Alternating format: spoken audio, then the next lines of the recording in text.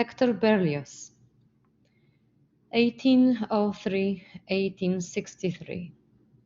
Hector Berlioz was the first French Romantic composer and a creator of new orchestral sounds. His father was a physician and sent him to Paris to study medicine. Berlioz was filled with horror by dissecting room. He shocked his parents by abandoning his medical studies and pursued a career in music. He started studying music after he was 20 years old. He studied at the Paris Conservatory, analyzed musical scores, haunted the opera house, and composed. When he went to the opera and the conductors were fooling around with the orchestration, he oftentimes shouted, "Not two flutes, you scoundrels! Two piccolos! Two piccolos!"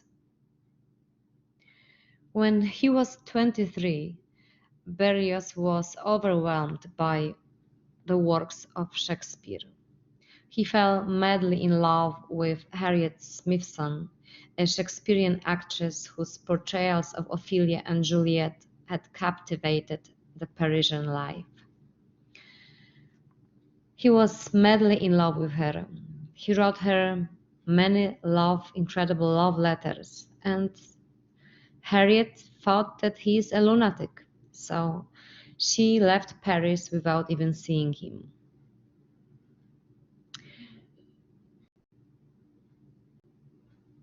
His fantastic symphony surprised Parisians with the sensationally autobiographical program, with its amazingly novel orchestration and with vivid depiction of the weird and diabolical. It is called a program symphony.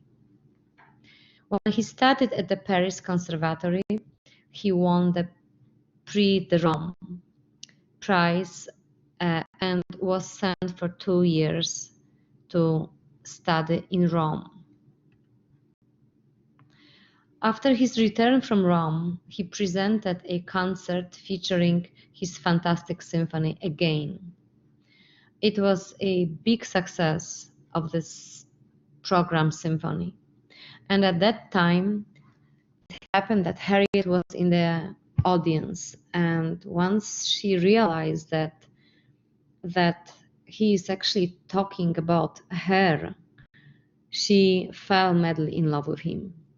They met one another day after this performance, and soon later, about a year later, they were married. But as often happens, the fantasy was completely different than reality, and just a few years after their marriage, they got separated.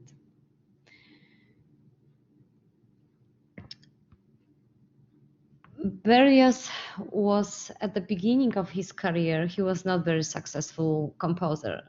Though the audience loved his fantastic symphony, it was very difficult to get them to come and listen to his other premieres, his other works. He couldn't understand it. He had about 1,200 followers, but it was not enough to pay renting of the room, to pay the 100 members orchestra, to pay for the rehearsals, to pay just simply for Berlioz's life. I mean, at some point he was paying for all those expenses just to have his works presented. So he started writing. He was writing very good reviews, musical reviews. Throughout his writings, he was trying to convince the Parisian public that music was not merely a form of entertainment, but a dramatic emotional expression. Berlioz was also a great conductor who influenced a whole generation of musicians. His music was greatly appreciated by Liszt and Wagner. Liszt actually promoted his music, and he directed a German orchestra in several Berlioz's weeks, performing nothing but Berlioz's works. After 1840, Berlioz was in demand throughout Europe, conducting his own music and others.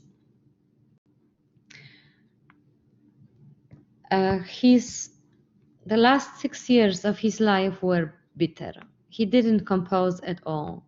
He refused to conduct and to receive some academic honors.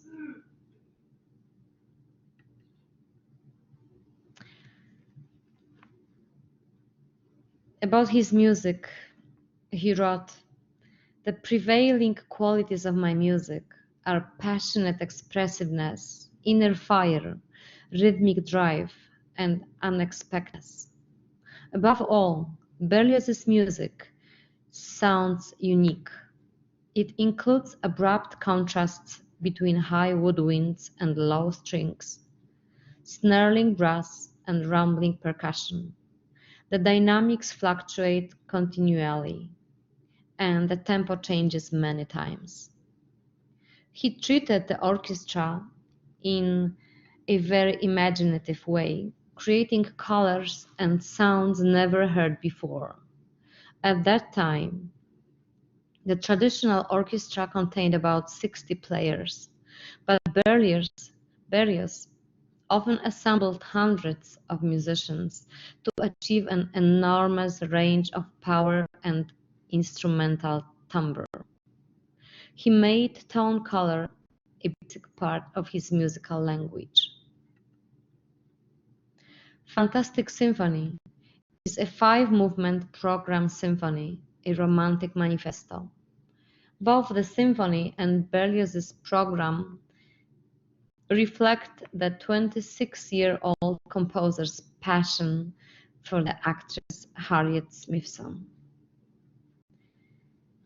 In this symphony, we notice another Berlioz's invention, the idée fixe, which is a fixed idea, a single melody that represents the beloved Harriet Smithson. It appears in all 5 movements and unifies the contrasting episodes of the symphony. This new idea was a striking novelty at Berlioz's time.